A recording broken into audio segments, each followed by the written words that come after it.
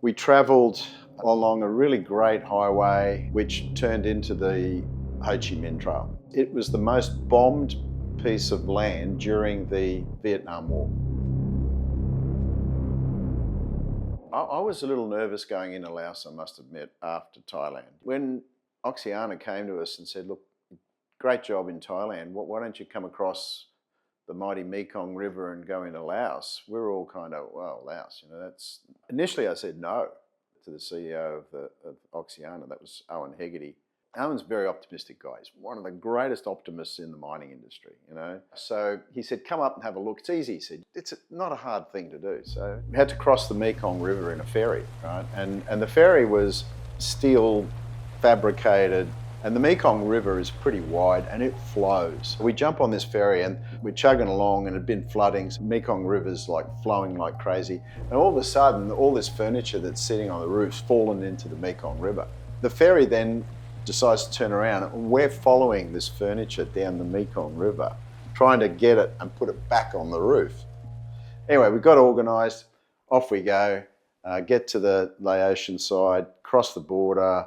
We travelled along a really great highway which turned into the Ho Chi Minh Trail. So along that trail was full of unexploded ordnances, and 30% of it didn't explode. When we got there, it was just overgrown jungle, a track barely wide enough to take a car, with 80 creek crossings.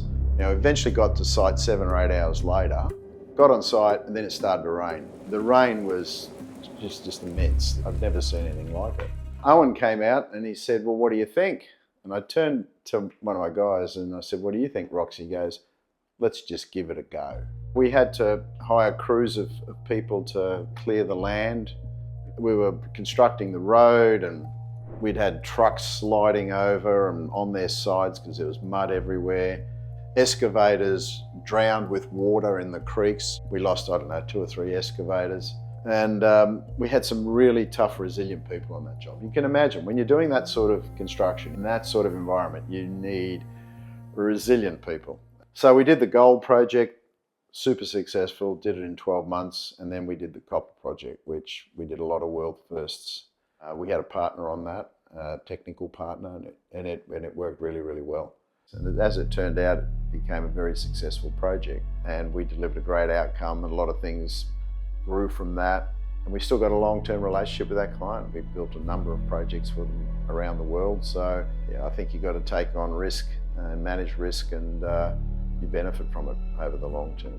I took my chairman at the time, who was an ex-politician, and he said to me, I don't understand your problem. He said, this looks pretty easy to me. The road's very wide, and bridges everywhere, and camp's really nice, and I don't understand what all the fuss was about.